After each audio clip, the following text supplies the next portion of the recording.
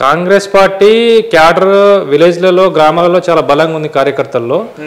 At the same time ఏంటంటే ఈ BRS పార్టీలో చేసిన అరాచకాలు, దొర యొక్క విపరీతమైన వికృత చేష్టలు, వీళ్ళ యొక్క అహంకారము, విద్యార్థుల పైన చేసే యొక్క దాడులు కావచ్చు, లేకపోతే వాళ్ళకు విద్యారంగంలో ఇట్లాంటి ఎన్నో వాళ్ళ వైఫల్యాల కారణంగా కూడా కాంగ్రెస్ పార్టీ గతంలో మీరు విద్యార్థి నాయకులు ఉన్న సమయంలో బీఆర్ఎస్ ప్రభుత్వం పట్ల మీకు స్వేచ్ఛ లేదని చెప్పి అనేక సందర్భాల్లో మీరు పోరాడిన సందర్భాలు మనం చూసినాం. ఇప్పుడు కాంగ్రెస్ పార్టీ అధికారంలోకి వచ్చిందా, మీకు అనుకున్న స్వేచ్ఛ మీకు దొరుకుతుందా ఇప్పుడు? అంటే డెఫినెట్లీ ఖచ్చితంగా దొరుకుతుంది స్వేచ్ఛ. ఇప్పుడు ఎవరికైనా ఉంది స్వేచ్ఛ. అప్పుడు అదే టీఆర్ఎస్ గవర్నమెంట్, ఆ గవర్నమెంట్ ఉన్నప్పుడు మాత్రం లేదు. ఎవరైతే బహిరంగంగా వచ్చి బీఆర్ఎస్ వాళ్ళ వైఫల్యాలని ఎవరైతే ఎండగడతారో వాళ్ళ మీద అక్రమమైన కేసులు పెట్టడము, వాళ్ళని బెదిరించడము, లేకపోతే వాళ్ళపైన దాడులు చేయడము, ఇట్లా చూసుకుంటే మా తుంగతుర్తి నియోజకవర్గంలో చాలా దాడులు కూడా జరిగింది. ఎందుకు తుంగతుర్తి నియోజకవర్గంలో గత స్థానిక ఎమ్మెల్యే ఉస్మానియా యూనివర్సిటీ విద్యార్థి నాయకుడే కదా, మరి అటువంటి వ్యక్తి ఇటువంటి దాడులు చెప్పగలుగుతాడా? ఇప్పుడు వాళ్ళు స్థానంలో నిలబడాలంటే వాళ్ళు చేసే తప్పుని ఎవరు ఎండగట్టి చూపించవద్దు. చూపిస్తే దాడు, ఎందుకంటే వాళ్ళు చెడ్డోళ్ళని సమాజానికి చూపించవద్దు. చూపించకుండా ఉండాలంటే చూపించేది ఎవరు? మాలాంటి విద్యావంతులు, లేకపోతే విద్యార్థి నేతలు ఎవరో ఒకరు వచ్చి బయటికి ఎవరైతే సబ్జెక్టుగా ఇట్లా అరాచకాలు జరుగుతున్నాయని అయితే ఎవరైతే పబ్లిక్కి ముందు చెప్తారో సో వాళ్ళని క్లోజ్ చేయాలి కదా.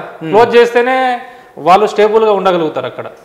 సరే, రాష్ట్రం సంగతి పక్కన పెడితే అసలు తుంగతుర్తి నియోజకవర్గంలో ఉద్యమ సమయంలో 100 కేసులు వేసుకున్న నేను విద్యార్థి నాయకుడిని, ప్రజల కోసం వచ్చినా అని చెప్పి గాదర్ కిషోర్ కుమార్ గారు ప్రతి సభలు సమావేశాల్లో చెప్తుండే కదా. అటువంటి వ్యక్తి ఓడిపోవడానికి గల కారణం ఏందన్నా స్థానికంగా? అంటే ఇక్కడ ముఖ్యంగా ఏంటంటే ఇసుక మాఫియా.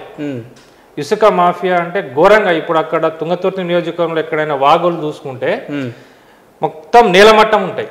ఓకే, అసలు ఆ మొత్తం లారీలను పెట్టి ఆ మోత్కూరు నుండి ఇట్లా హైదరాబాద్కి కాళేశ్వరం అని చెప్పేసి ఒక తప్పుడు నివేదిక ఇచ్చి కాళేశ్వరం పేరుతోటి ఉన్న వాగులో ఉన్న ఇసుకలను మొత్తం తొగి తీసుకొని పోయారు జేసీబీలతోటి. సో ఇదంతా ప్రజలు గమనిస్తుంది. కానీ కేవలం ఇవన్నీ ఆరోపణలే, ఆధారాలు లేవని అంటున్నారు కదా. లేవు, ఇప్పటికెళ్ళి అక్కడ వాగులు చూసినా నీలమట్టం కనపడుతుంది. గతంలో కాంగ్రెస్ ప్రభుత్వంలో ఉమ్మడి ఆంధ్రప్రదేశ్ ఉన్నప్పుడు కూడా ఇంత అరాచకం ఎప్పుడు జరగలేదు, ఇంత దోపిడీకి గురి కాలేదు తుంగతుర్తి నియోజకవర్గం. ముఖ్యంగా ఏంటంటే తెలంగాణ రాష్ట్రంలో అత్యధికంగా దోపిడీకి గురైన ఏకైక నియోజకవర్గం ఏదైనా ఉందంటే అది తుంగతుర్తి నియోజకవర్గం.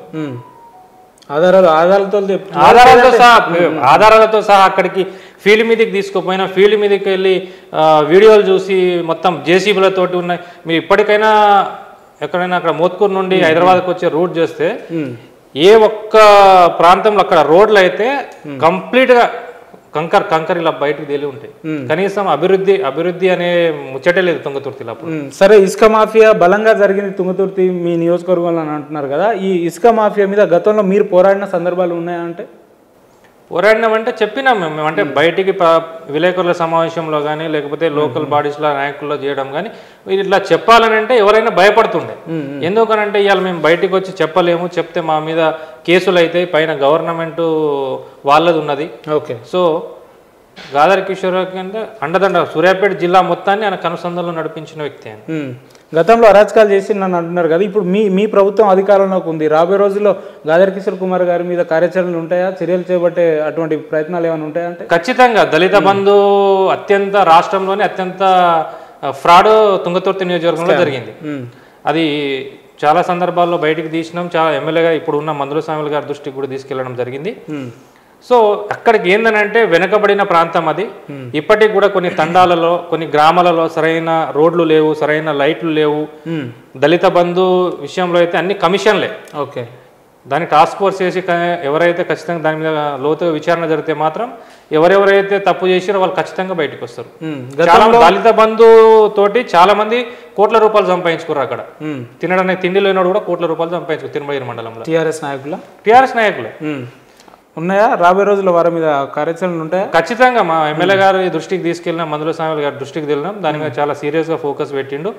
ప్లస్ ఎవరైతే ఇసుక కంప్లీట్ ఇసుక మాఫియాలో మాత్రము ఇసుకని తవ్వి తీయడానికి ఎటువంటి రైట్స్ లేకుండా అధికారులకు స్పష్టమైన ఆదేశాలు జారీ చేయడం జరిగింది. గత 10 ఏళ్లుగా తుంగతుర్తి నియోజకవర్గంలో ఇన్ఛార్జ్గా ఉన్నటువంటి అద్దంకి దయాకర్ గారిని కాదని చివరి నిమిషాన మందుల స్వామి గారిని ఇవ్వడం వెనుక ఉన్న అంతర్యం ఏందన్నా? అంటే అప్పట్లో మేము ఉస్మానియా యూనివర్సిటీ జేఏసీ నుండి మేము ఫైట్ చేసినాం. ఓకే, ఈ ప్రాంతం వాసికే టికెట్లు ఇవ్వాలి, ఎవరైనా ఈ ప్రాంత వాసికే టికెట్ ఇవ్వాలి, ఈ ప్రాంత వాసిలో టికెట్ ఇస్తేనే ఖచ్చితంగా అత్యధిక మెజార్టీతో స్థానికులకే టికెట్ ఇవ్వాలని చెప్పేసి మేము ఆ నినాదాన్ని అప్పుడు మేము ఫైట్ చేసినాం. సో అది ఇంప్లిమెంట్ అప్పుడు కాలే. సరే, తర్వాత మందుల సామ్యాల్ గారికి ఇవ్వడానికి కారణం ఏంటంటే మాదిక సామాజిక వర్గం, మాదిక సామాజిక వర్గానికి ఇస్తేనే ఓట్లు ఎక్కువ పడతాయి. ఎందుకంటే అక్కడ డామినేషన్ మాదిక సామాజిక తుంగతుర్తిలో మాదిక సామాజిక వర్గం. ఇప్పటిదాకా మాదిక సామాజిక వర్గానికి అటు టీఆర్ఎస్లో కానీ ఇటు ఇవ్వలేదు. సో అదొకటి ప్లస్ పాయింట్ అవ్వడం.